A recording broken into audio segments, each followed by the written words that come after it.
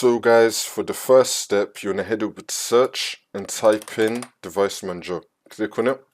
And now once you're on this, you want to expand network adapters. Now you want to find your network adapter. You want to right click on it and then click on properties. And now once you're on this, you want to click on advanced.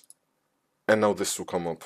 And now once you're on this, on the left hand side, you want to find roaming aggressiveness. Now in my case, because I'm not using a laptop, I'm using a desktop, I do not have roaming aggressiveness.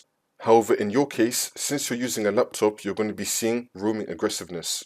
It's going to be down here. Now once you find roaming aggressiveness, you want to click on it.